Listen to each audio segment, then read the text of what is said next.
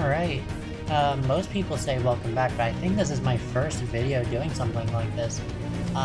So I guess welcome too, because I want to be comparing, well, you've seen the title, but I want to compare Wuthering Waves, Honkai Star Rail, and Genshin Impact in a multitude of ways. Some of those ways, I want to compare their stories, like, not exactly what happens in the stories, but the quality of them and the repetitiveness of them. The story animation, like during cutscenes and stuff like that. Some of the combat in all of the games, and character design. I don't think there'll be much in the way of character design because they're all very, very good for the genre that they have chosen to be put into. Regardless, I think that there's a lot to be said about this, and I hope you'll join me.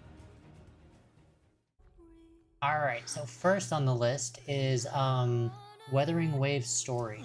So in Wuthering Waves, I think they have 4 regions out so far, and I like the stories. I really do. The issue with them is they are repetitive. Not that the stories themselves are repetitive, but the exact same thing happens almost every single time in the end. If I'm not mistaken, every single one has been consumed or is a part of the enemy by the end, and the main character has to save them in every single one. This isn't a bad plot point in general, but when it happens 4 times in a row or more, if you count the smaller, the less powerful people in all those missions as well, it gets a little repetitive. I have to disclaim that I have not done many of the companion stories, so those are a completely different story, but the main quests, it really seems like it's almost the exact same thing every single time, where the big good guy, or the Archon in Genshin terms, is absorbed by the enemy and then is saved by the hero. It happened this last time, and then it also happened in the previous one with the floating islands and the flying. I forget the name of the area. So this is probably the weakest one for story, in my opinion. Honkai Star Rail. Honkai Star Rail is an amazing storyteller. It not only does it have different problems, but also all of the stories are so vastly different that, I mean, they are different stories, but they don't feel like they're connected in any way other than they're in the same story. Like, it's so cool. Like the first area that you get to go to, you go underground, and then you get to save the underground, and then the second one, I think the second one, maybe the third, is like a carnival, but then there's a whole bunch of secrets within the carnival, and you have to do a whole bunch of things there. And then the fourth one, third or fourth, whatever it is, there's a dying planet, kinda, and you have to, like, all these ideas are so good, and it's such good storytelling. I still think that this one is second on my list, but that's just because Genshin, the story of Genshin, is so good. Some people will say Honkai Star Rail is their favorite, some will say Genshin, some will say there's other gachas that have even better stories. These are the 3 that I've played, and this is my opinions, so, I really, really like Genshin's, because not only does every single Archon quest build on the whole world, but also the good guys lose in almost every single one. Here goes And nothing. I mean, I don't know if there's spoilers out there or what, but I don't look for spoilers. So I'm very interested every single time a new Archon quest comes out to see what is gonna happen. because the world is expanding and I cannot wait to see what is going on. After that, this is what our graph looks like now. So Weathering Waves in first with 1, Honkai Star Rail with 2, and Genshin with 3. So next, story animation. I love the animation in all of them. I really do. I do think that Weathering Waves has the strongest animation of all three. From the skippable cutscenes, where everything it's so good. The animation is so good on them. And then even, I mean, obviously they're gonna up the animation for what you call it, the unskippable cutscenes, but they just blow it out of the water. Like every single time I watch one, I'm blown away, and I'm like, why isn't this company making an anime? It's because they're making money off of this game. But still, it is so well drawn and animated. It's so good. Honkai Star Rail. Such is the essence of It's been a while since I've seen Honkai Star Rail animations. It really has. I do remember liking it a lot, though. I know that even again um, the skippable cutscenes are always good, and the big scenes are like led up to, anticipated. Like it's so good whenever you get one of those. It's like, oh, the big moment's coming, and then you get it, and it's like, oh my gosh, it's so awesome. Good enough to rewatch, which, oh, it's so good.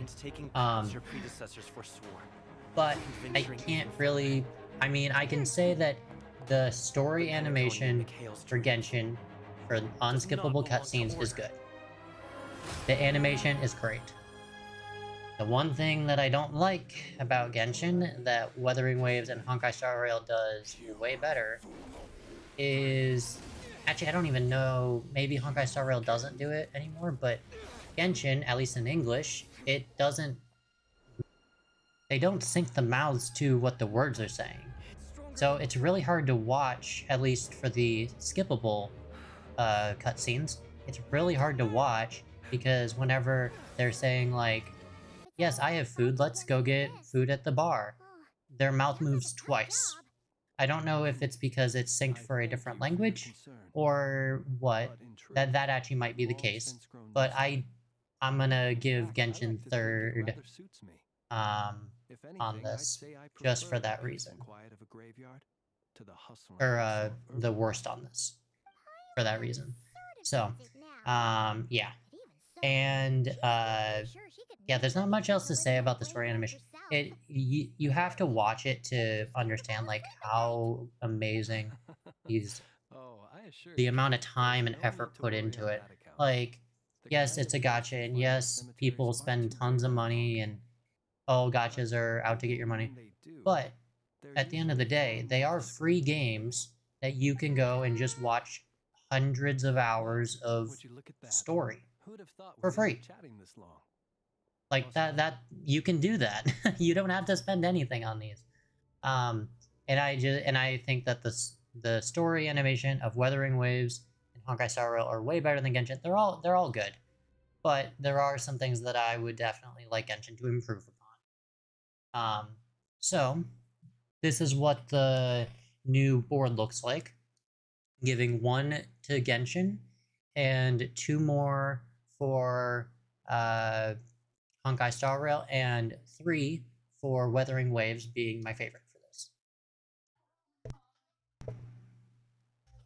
Alright, this will probably be a short section, but combat.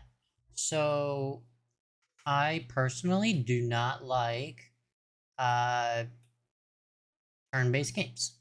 I normally don't play games like that.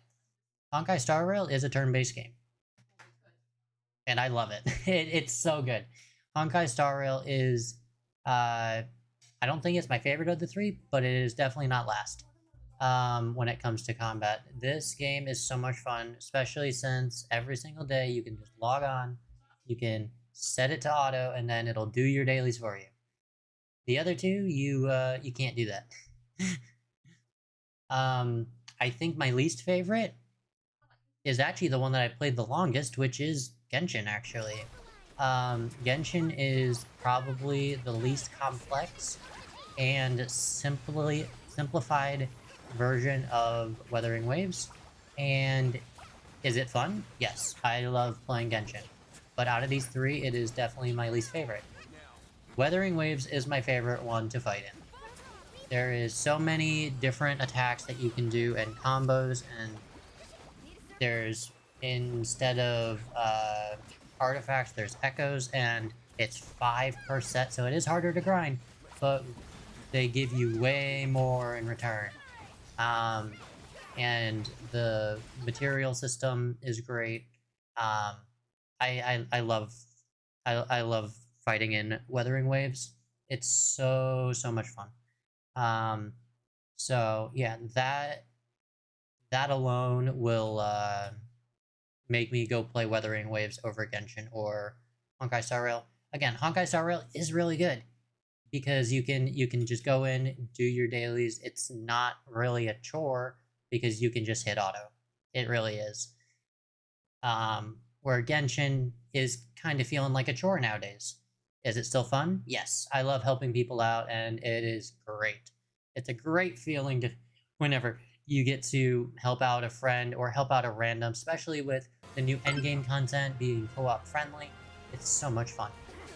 But it's not as fun as beating up a monster in Wuthering Waves, where I can do spin attacks, or I can fly up in the air and crash down on them, or any multitude of different ultimates that there are in that game.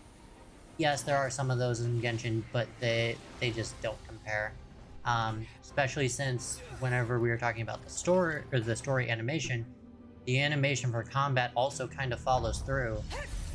The animation for all of the attacks in Wuthering Waves is gorgeous. Like, oh my gosh, it's gorgeous.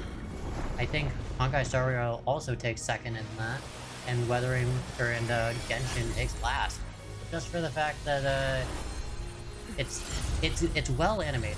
It is, for the world that they put it in. It is animated the way it's supposed to be.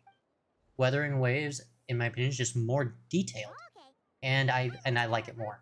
So, um, coming back to this graph or chart, that means we are giving 3 points to Wuthering Waves, 2 points to Honkai Star Rail, and 1 point for Genshin. And finally, for this video, is character design. Um,